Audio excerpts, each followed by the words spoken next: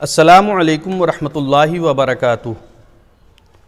آئیے آقائے دو جہاں صلی اللہ علیہ وسلم کے بچپن سے ریلیٹڈ کچھ معلومات حاصل کرتے ہیں۔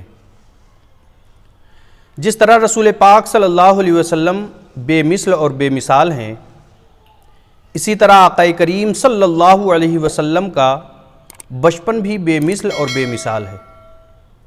رسول کریم صلی اللہ علیہ وسلم کی ولادت سے لے کر اعلان نبوت ہونے تک بہت سے واقعات سیرت کی کتابوں میں احراز کے نام سے موجود ہیں۔ انہی میں سے ایک واقعہ آپ کے سامنے پیش کرتا ہوں جو رسول کریم صلی اللہ علیہ وسلم کے عدل و انصاف سے متعلق ہے۔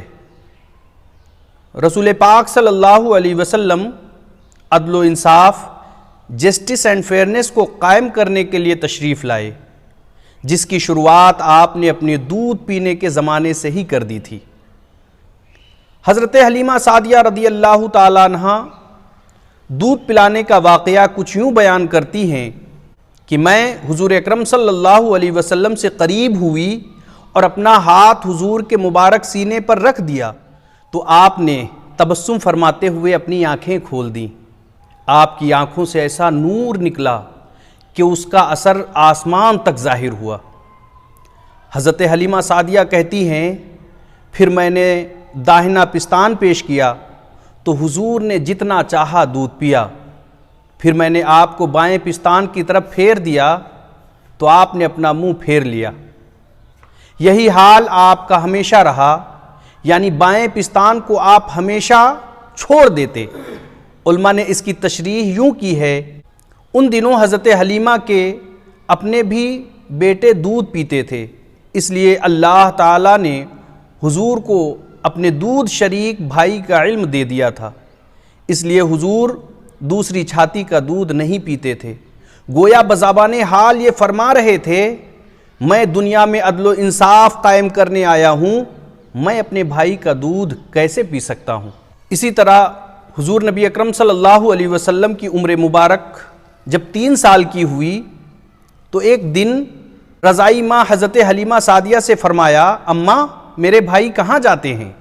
حضرت حلیمہ سعدیہ نے حضور سے عرض کیا، آپ پر میری جان فدا ہو، آپ کے بھائی بہن تو بکریاں چرانے جاتے ہیں۔ اس پر حضور نے کہا، میں بھی بھائیوں کے ساتھ بکریاں چرایا کروں کیا؟ حضرت حلیمہ سعدیہ نے آپ کو روکا۔ آخر کار آپ کے بہت اصرار کرنے پر حضرت حلیمہ سعدیہ نے اجازت دے دی اور حضور روزانہ اپنے دودھ شریک بھائیوں کے ساتھ جنگل میں بکریاں چرانے جایا کرتے تھے۔ رسول پاک جب بکریاں چرانے چراگاہوں میں جانے لگے تو حضرت حلیمہ سعدیہ کی بکریوں کی تعداد بڑھنے لگی۔ دودھ دینے والی بکریاں پہلے سے زیادہ دودھ دینے لگیں۔ یہ دیکھ کر کے بنو سعد بہت زیادہ خوش ہو گئے۔ پیارے بچوں، ان واقعات سے ہمیں درس ملتا ہے کہ ہمیں کبھی بھی دوسروں کے حق کو نہیں مارنا چاہیے۔ نبی اکرم صلی اللہ علیہ وسلم نے دودھ پینے والی عمر میں ہی یہ پیغام دے دیا کہ دیکھو، ایک دوسرے کا حق نہیں مارا جاتا ہے بلکہ ایک دوسروں کے حق کا خیال رکھا جاتا ہے۔ اور دوسرے واقعے سے ہمیں سبق ملتا ہے کہ ہم اپنی ماں باپ بھائیوں کے کام میں ہاتھ بٹایا کریں، جتنا ممکن ہو سکے ان کے کام میں ہمیں ہاتھ بٹانا چاہیے۔ آج ہم اپنا زیادہ تر ٹائم کھیل کود میں ویسٹ کر دیتے ہیں، لیکن حضور اپنے بچپن میں بچوں کو کھیلتے ہوئے دیکھتے تو ان سے الگ ہو کر کے بیٹھ جایا کرتے تھے۔ ایک دن جب آپ نے اپنے دودھ شریک بھائیوں کو بچوں کے ساتھ کھیلتے ہوئے دیکھا تو آپ نے ان کا ہاتھ پکڑ کر کے کہا، بھائی ہم کھیل کود اور باتوں کے لیے پیدا نہیں ہوئے ہیں۔ حضور کا بچپن دیکھنے والوں نے یہ گواہی دی ہے کہ آپ نے کبھی جھوٹ نہیں بولا اور آپ نے کبھی مذاق نہیں کیا، کبھی کھانے میں کوئی عیب نہیں نکالا۔ آج بچوں کا جب کھانے کا دل نہیں بولتا ہے تو کھانے میں عیب نکالتے ہیں کہ کھانا اچھا نہیں لگ رہا ہے۔ حضرت ام ایمن رضی اللہ تعالیٰ عنہ فرماتی ہیں کہ میں جب بھی حضور کو کھانا پیش کرتی، آپ جتنا دل میں آتا کھا لیتے اور کبھی کسی کھانے میں کوئی عیب نہ نکالتے۔ اور یہ معمول آپ کا زندگی بھر رہا کہ کہ جو چیز آپ کو پسند نہ ہوتی تو کبھی اس کا اظہار نہیں کرتے، بلکہ جتنا ممکن ہوتا کھا لیتے اور اس کے بعد اللہ کا شکر ادا کرتے۔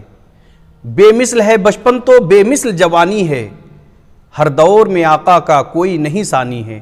بچوں، یہ ہیں حضور اکرم صلی اللہ علیہ وسلم کے بچپن کی وہ پیاری باتیں جن پر عمل کرتے ہوئے آپ اپنا بچپن روشن اور تابناک بنا سکتے ہیں۔